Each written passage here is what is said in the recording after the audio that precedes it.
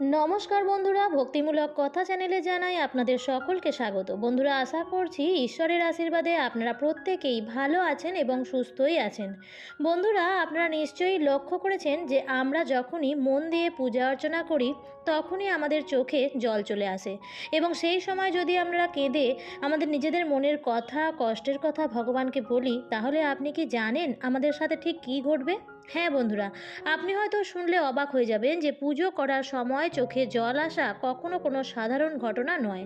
এমনটা কিন্তু সবার সাথে হয় না, তাই বাস্তবে এর কারণ জানলে আপনারাও চমকে উঠবেন। বন্ধুরা, প্রত্যেক মানুষের সাথেই জন্ম থেকেই কোনো না কোনো দেবদেবীর আশীর্বাদ থাকে, কিন্তু আমরা তা জানি না।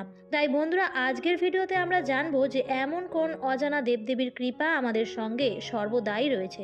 তাই বন্ধুরা, ভিডিওটি সম্পূর্ণরূপে দেখবেন এবং দেখার পর যদি ভালো লাগে তাহলে অবশ্যই ভিডিওটিতে লাইক করবেন এবং কমেন্টসে লিখবেন জয় শ্রীকৃষ্ণের জয়। এবং বন্ধুরা, ভিডিওটি শেয়ার করে দেবেন আপনাদের নিকট আত্মীয় স্বজন এবং বন্ধু বান্ধবদের সাথে।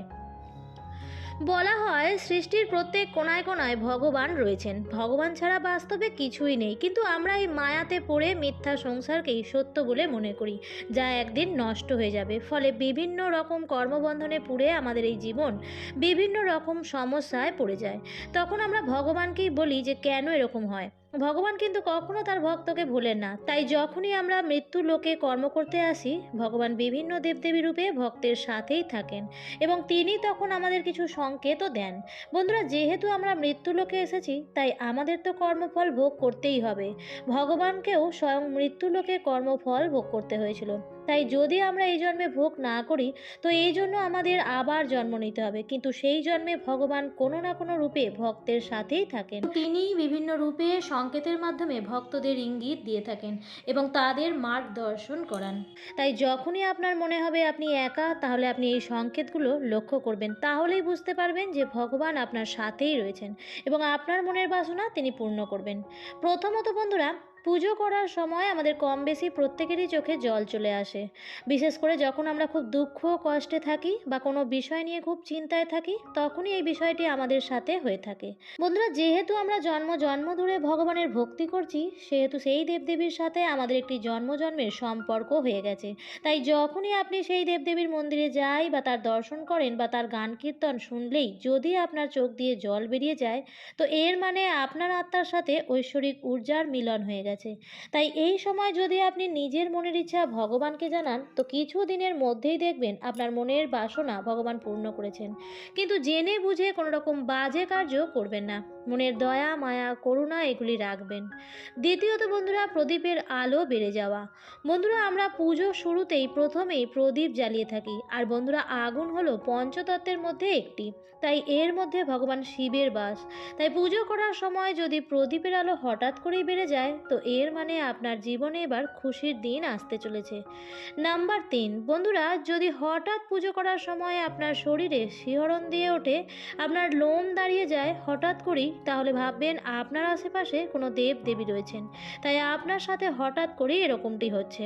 এবং সর্বশেষ বলবো বন্ধুরা, যদি কোনো ঠাকুরের মূর্তি বা ফটো দেখার সময় আপনার এমন মনে হয় যে আপনাকে দেখে ভগবান হাসছেন বা আপনাকেই দেখছেন, তো এর মানে ভগবান আপনার উপর খুবই প্রসন্ন। এছাড়াও বন্ধুরা, যদি আপনারা স্বপ্নে দেবদেবীর দর্শন পান, তাহলে আপনি খুবই ভাগ্যবান। বহু মানুষ ঈশ্বরের কাছে নিজের প্রার্থনা পূরণের জন্য পূজা করে থাকেন। পূর্ণ ভক্তি সহকারে পুজো করলেই ঈশ্বর তাদের আশীর্বাদ করেন। সেই আশীর্বাদের ফলস্বরূপ সর্বদাই জীবনে সুখ, সমৃদ্ধি, শান্তি বজায় থাকে। অনেক সময় পূজা করার সময় আমরা এমন কিছু লক্ষণ পাই যেগুলি মাঝে মাঝে আমরা উপেক্ষা করে থাকি, কিন্তু পূজার সময় পাওয়া লক্ষণগুলি থেকেই আপনি জানতে পারবেন যে আপনার পূজা সফল হয়েছে কিনা। তাই বন্ধুরা, পুজোর সময় যদি কোনো ব্যক্তির চোখে জল আসে বা প্রদীপ জ্বালানোর পর প্রদীপের শিখা ওপর দিকে উঠতে শুরু করে বা অর্থাৎ উজ্জ্বল হতে শুরু করে, তাহলে বুঝবেন আপনার পুজোয় ভগবান খুশি হয়েছেন। এছাড়াও পুজোর সময় বাড়িতে অতিথির আগমন হওয়াকেও শুভ লক্ষণ বলা হয়। কিন্তু যদি বন্ধুরা পুজো করার সময় যদি আপনার বারবার হাই ওঠে বা বারবার আপনার হাঁচি আসতে থাকে, তাহলে বুঝবেন আপনি পুজোয় অমনোযোগী হয়ে পড়েছেন। শাস্ত্র অনুসারে এরকম হলে তা আপনার ভিতরে এক ধরনের নেতিবাচকতার উপস্থিতির লক্ষণ। মনে খারাপ চিন্তা আসার কারণে পুজোর সময় বারবার হাঁচি আসতে থাকে। তবে বন্ধুরা, ঠান্ডা লাগার কারণে যদি বারবার হাঁচি আসতে থাকে, এই ব্যাপারটি কিন্তু সম্পূর্ণই আলাদা।